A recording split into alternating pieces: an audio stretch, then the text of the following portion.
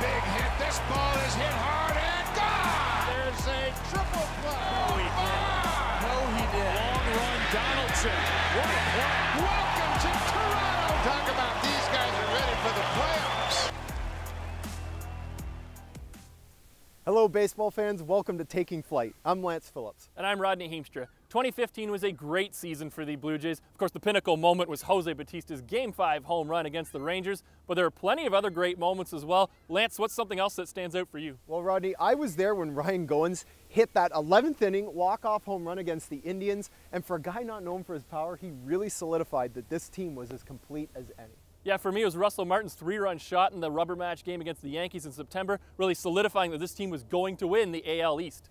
Well, it was a great year for the Blue Jays. Now let's take a look at some highlights from an incredible 2015.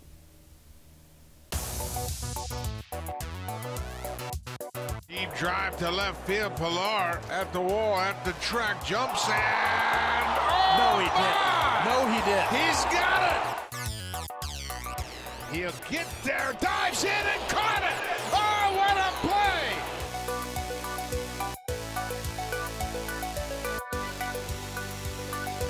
Here comes Donaldson home, and he's safe. Grand slam,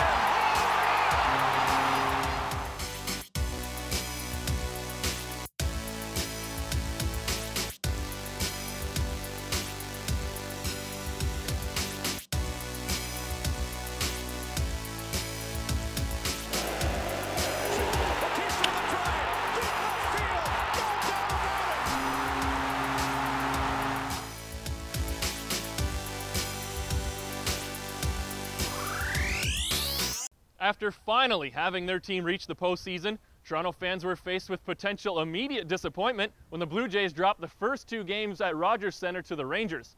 However, after a couple of wins in Texas, the Bluebirds returned to the nest for a historic Game 5. Ross Coughlin takes us through what was potentially the most dramatic game of all time. Game 5 took on almost mythical proportions. Marcus Stroman, as the prodigal son, got the start, returning from a horrendous knee injury in spring training to seemingly be better than he ever was before. Through 6 innings, he was electric. 3rd consecutive strikeout for Marcus Stroman. The defense behind him was stellar, making important play after important play.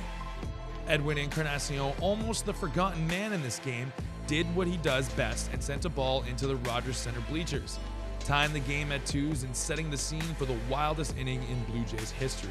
The ball actually hit Shu's bat as Martin went to throw it back to the pitcher. Or if he threw it and it hit off the back of his bat, he's got to score. And here he scores. That's a run score. There is almost a sense of Murphy's Law amongst Toronto sports fans in the 21st century. Anything that can go wrong will go wrong. And all it took was a misplaced throw back to the pitcher for Jays fans to expect the worst. Scenes got ugly at the Rogers Center as fans thought their dream season was being robbed from them. However, what happened next wouldn't have been so sweet if it wasn't for the bitterness experienced a mere half inning before. The luck started to shift Toronto's way. The Rangers cracked under the pressure of the raucous Rogers Center crowd, committing 3 errors in the inning. And then, the Blue Jays leader stepped up to the plate. The 1-1 from Tyson. Batista with a drive. Deep left field. No doubt about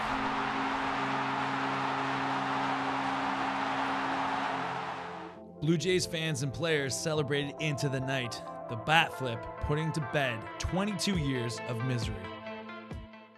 As the fans flooded out onto Blue Jays Way and Front Street after Game 5, they were chanting Bautista's name. It was loud and clear. Jose, Jose, Jose, Jose had written his name into Toronto sports folklore. From Toronto, Ross Coughlin.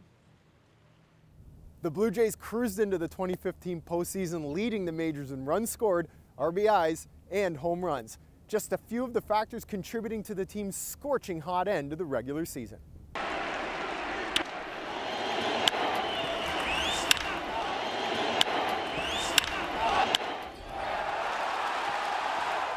And as our panel explains, the Jays have reason to believe that their production on the field won't miss a beat.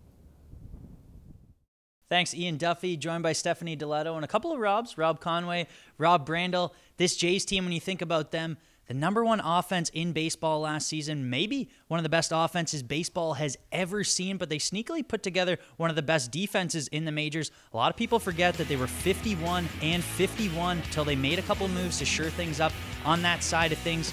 You know, last season was a big question mark heading in.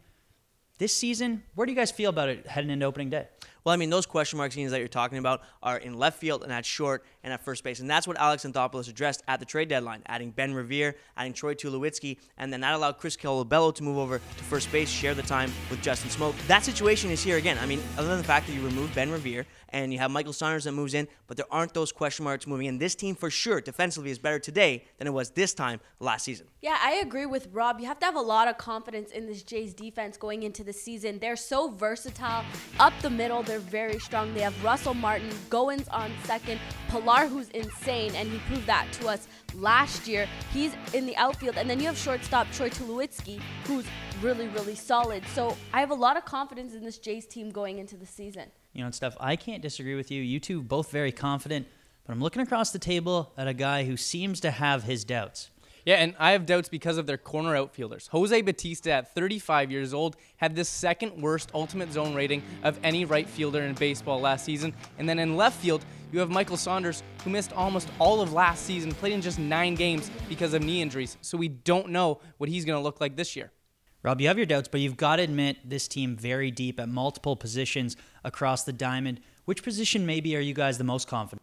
Well, for me, it's definitely shortstop and Troy Tulowitzki. That's a huge upgrade when it comes to Jose Reyes at the beginning of last season. I mean, he has the #1 fielding percentage of all time at shortstop. All time. I mean, there have been some really fantastic players who play that position over the years. So definitely when it comes to shortstop, that's a huge upgrade. Then you have Ryan Goins. He could probably play shortstop on any other team in the American League, and that strength up the middle and that depth is what's really going to help the defense this year. And you talk about those middle infielders, you also have to keep in mind they've got Darwin Barney coming off the bench. He's won a Gold Glove with the Chicago Cubs. And then Devin Travis is going to be coming back from injury, also a plus defender. And Darwin Barney's replacing Munenari Kawasaki. And as much as we loved him in the clubhouse, that is a huge upgrade when you're getting a Gold Glover. I really like the way that first base is looking. You have Colabello and Smoke, a righty and a lefty. They're very versatile in the way they play that position, and they'll be able to rotate through them throughout the season. And then that gives Edwin Encarnacion a break. He played 59 games last season on first base. He won't have to worry about that this year because it is covered. Well, no doubt the Twitter and Vine community will both miss Mooney. Always good for a soundbite, but as the old adage goes, defense wins championships, and maybe that's what will put the Jays over the top in 2016. Back to you guys. Stay tuned. For the first time in 28 years, the Blue Jays have themselves an MVP. But can he repeat that feat in 2016? Stay tuned for more Taking Flight.